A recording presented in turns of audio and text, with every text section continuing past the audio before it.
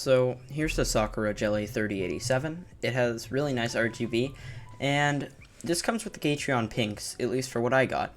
And they are a linear switch. They have a lifespan of like 50 million clicks, and their bottom out distance is 4.0 millimeters. It's really nice. They are very good. They have an actuation point of 2.0 millimeters, and the actuation force is 45 grams. So it gives you a nice little pop. The interface or cable that you're going to be using is a USB-C, but don't use any normal one. It actually comes with the package if you buy the keyboard.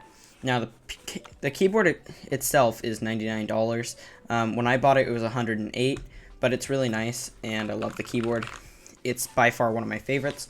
Like I said, it is the 3087 edition. It's really nice, and it features a lot of good things that I like about it.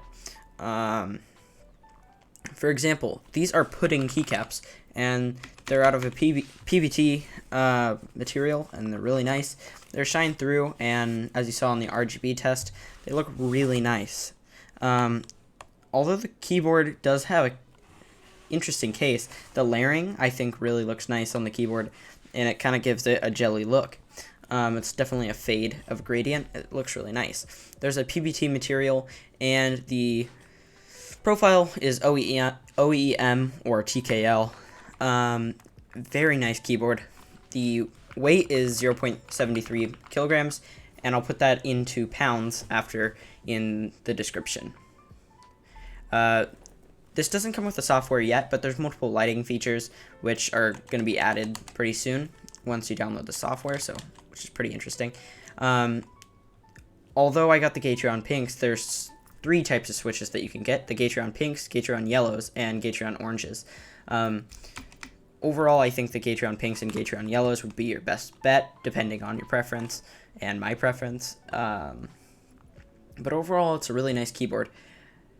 I will say that the Key Rollover is supported, and Disable Winlock is supported. It is backlit, obviously. Overall, I think this is a really good keyboard, and let's just go with what I think about the keyboard. So yeah. In terms of heaviness, weight, it is really nice. It doesn't really slide too much. This is me pushing pretty hard, and it doesn't slide too bad. Overall, I think it's a really nice keyboard. It's very comfortable while typing, and if you're a touch typer, it is definitely very hard to not bottom out these switches. I mean, you literally have to put 0 weight on them, or else it will bottom out the switch. But it's a really nice keyboard, and overall, I think they did a really nice job. Like I said, this one is very, very nice for productivity, everything. And it gives you, your own personality, but it's also just very smooth. There's a lot of good features about it. I love the RGB, and I love the pudding keycaps. It really does some interesting stuff. Now, I lubed the stabilizer by injecting 205 grade 0 Krytox into the stabilizers and the key switch, so it's a lot smoother. I used a syringe. Overall, I think it really sounds nice now. Stabilizers are on a scale of 1 to 10 wobbly. It would be probably a 9, but overall, I don't hear much rattle after lubing it, and it's not hot swappable, but it's fine. The screws are actually on the bottom. That way, you don't see the ugly other colors, because for clear ones like this, usually they actually have they'll sometimes have the screws on this side, but it will be pink, so, or whatever color, and it kind of makes it not look too nice. I definitely take this over my Akko 3087 World Tour Edition, just in terms of like everything. It's just super nice. One thing that I don't like is that it's not adjustable, which I prefer this, but I feel like buying a $99 keyboard, you should get that. So if they ever redo a revamp for this, I feel like they should do that. Another thing is where the cable is kind of positioned is a little weird. I mean, usually you'd expect it on the left side, but it's not much of a problem. I kind of like it in terms of like, the overall look, but in like trying to reach over, I don't know about you guys, but all of my stuff is over here for recording and everything. So when I try to grab stuff, I will unplug it or something, and I'll hit the cable, but when it's over here, I feed the cable through, and it's a lot easier. So just for me, it's not my favorite, but overall, I think the keyboard's really nice. I like the layers that they did. If you guys can see that on the camera, I don't know. Yeah, there you go. And it's really nice and shiny. There's also, as you guys can see, if we flip the keyboard over, these nice, very, very nice rubber stabs, or pads, sorry. And these pads are lower than these ones, as you can see, and they actually do make the keyboard, like, not move as much.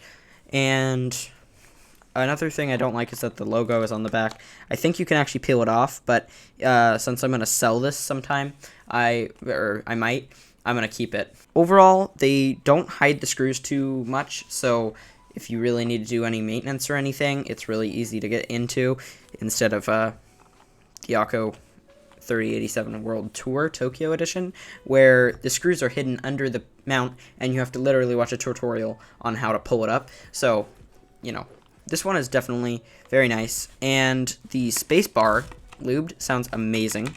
Another thing I will say is you do want to get these lubed, because they are scratchy as heck. So I personally like the sound on some of them, but just a little bit of lube actually goes a long way. You don't even have to desolder them. I just injected the lube, and it sounds perfect, honestly.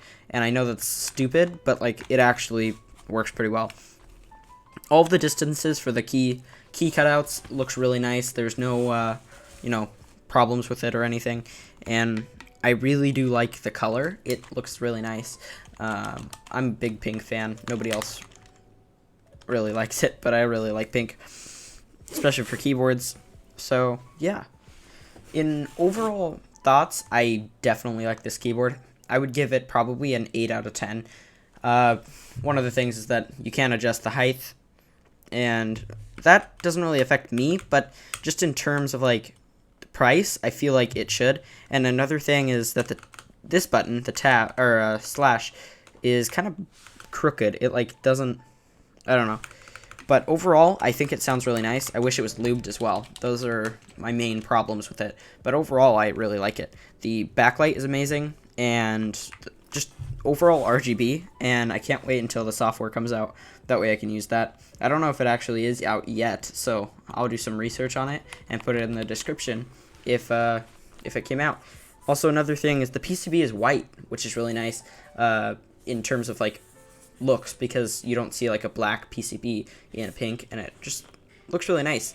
There's also no foam or anything, so you know, you might want to do that. You could also tape mod it, whatever you prefer, but I think it's a really good keyboard. Thank you for watching, guys, and I'll see you in the next one.